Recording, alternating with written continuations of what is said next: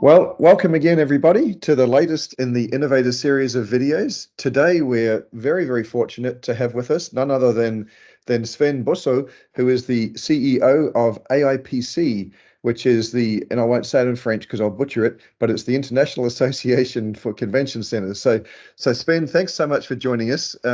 Maybe you want to just do a quick intro of yourself and of AIPC and what you do. Yeah. So hi, Steve. Thanks for having me. So my name is Sven. I joined AIPC in 2020 when everything was shutting down. So there's a lot of my great sense of timing. And prior to that, I worked for 20 years in financial services. AIPC is, as you said, a global association of convention centers. We have over 200 members in 60 countries worldwide. And what we do is basically five things. We do research, education, and networking. And next to that, we set quality standards and we recognize the work done by our members by giving a yearly innovation award during the annual conference. Fantastic. And I have to say, as a long-time member of AIPC and attending many congresses and academies over the years, I have to say it's great to see where AIPC is at now and the growth that you've brought to it. So congratulations on everything you've done to date. It's been fantastic. Thank you. What major factors would you say have happened or are happening now in the world that the industry should be aware of that are impacting the convention center industry? I think there's quite a lot of them, but I think if you look at the three major ones, if you limit it to three, it would be technology. That's one. Sustainability would be the other one.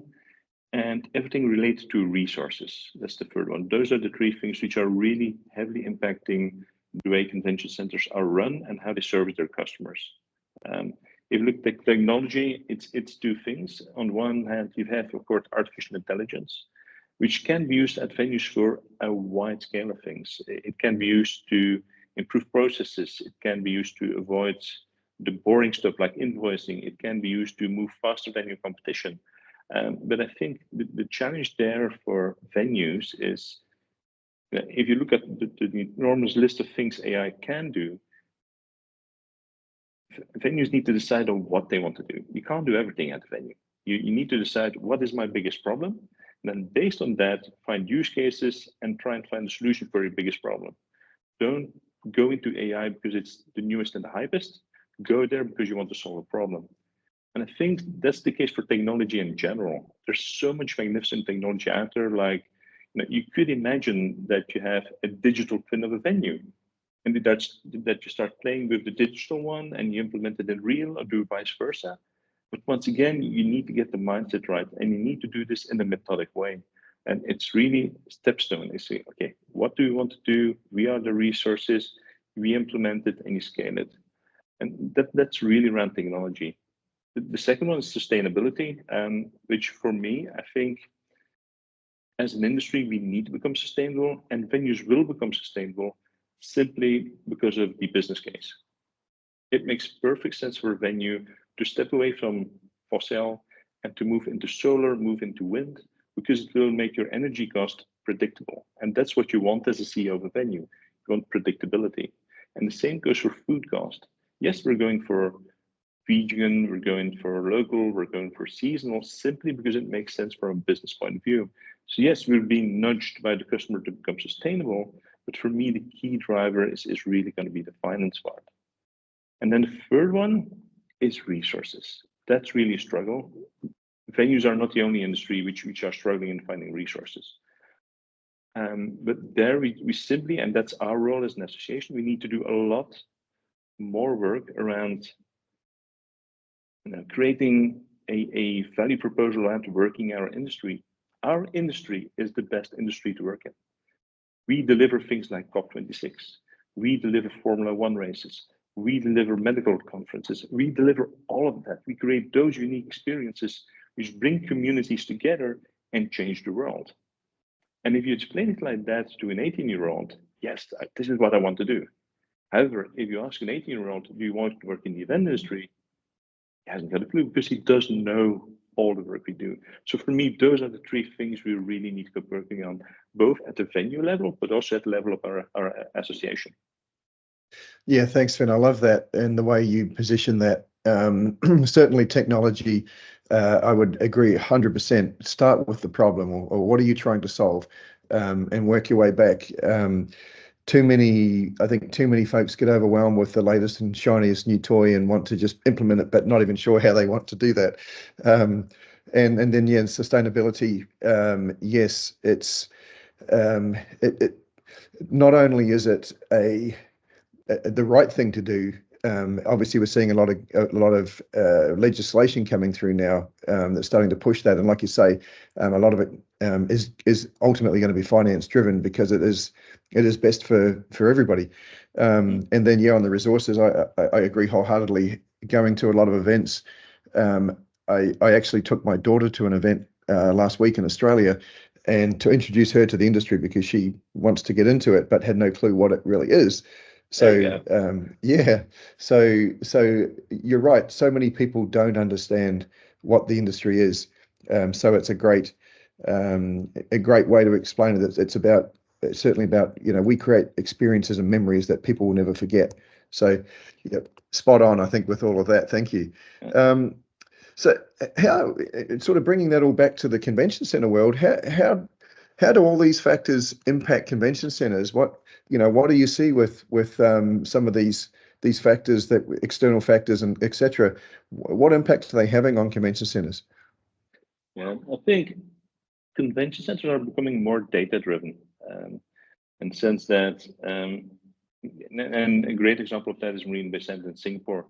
If you look at the superpower of Marina Bay Sands, it's not the infinity pool, it's not the three towers, it's the data behind it, and they're great about it. But it's something you see increasingly being done at venues worldwide. Um, why is that important? It's important for the venues because it allows to become more efficient, to increase yield, but very importantly, it also allows them to better understand their customer, how the customer behaves. And that allows them to move from a service provider client relationship into a partner relationship. And that for me is really, really needed, because what you see at client level, organizer level, is that they are struggling. We need to get people from their couches into a plane to travel, to go to an event, and to make that purposeful, because the new generation is about purpose. And if we have data, if we have all the elements which can create that unique experience, then we will get that new generation there because there is a purpose. And so for me, that's a major shift. It's no longer about selling square meals, square meters, and catering. It's about creating a true partnership with the client and delivering something which truly makes a difference for everybody involved. Yeah, again, I think that's certainly spot on. We hear it all the time from our clients. How can we get the data we have to help us make data-driven decisions instead of the traditional way of just doing things the way we've always done them because of, a gut feel or something else. And as you and I have spoken about many times, it's certainly an initiative that we want to help drive with the industry and through AIPC and other associations. If we can help bring that data that all these venues are sitting on, if we can help bring that to highlight it so people can look at benchmarking and so on, I think that's going to be super important for the industry in the future. So again, I think spot on with those comments. What do you Well, I see? think, yeah, Yeah, sorry, just go on. to give a small Yeah. comment, I think there it's also important because that's the one thing I forgot to mention. Yes, it's the partnership between the venues and the clients is very important, but the partnership APC has with companies like yourself is also very important. Because we have the academy, we have the annual conference, we have the summits. There we bring together all the knowledge. But what we try and do is develop them into real discussion platforms. And companies like yourself have been really engaged in making that happen and have this open discussion with customers. And I think that is really helpful in the sense that it will elevate our entire industry. That does make a big difference. Yeah, it's about all of us working together. That's Yeah, and absolutely. for the better of the industry. So ultimately, we all win from that. That's for sure.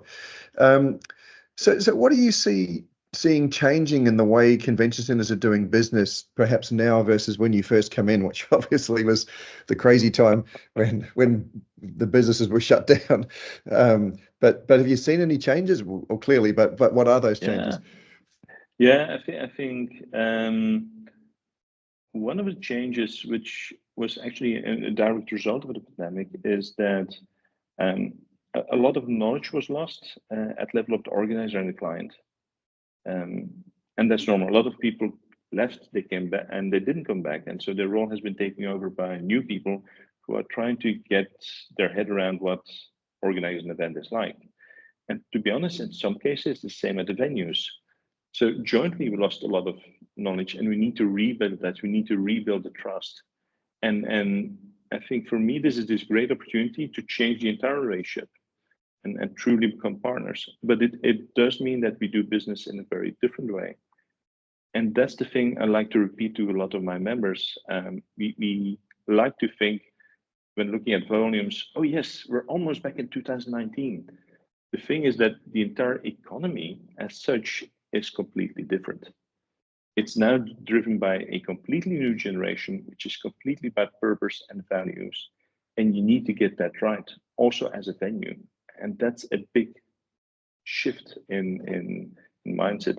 I think, and next to that, there is the technology, and there is use of AI to gain the edge compared to the competition. There is use of all types of digital marketing, including influencers, real or not real, to make things happen. So there's so much change happening. I think what our role is, and then therefore I'm very happy to have you as partner, is to guide our members in not necessarily what technology to take or what decision to take, but how to make a decision.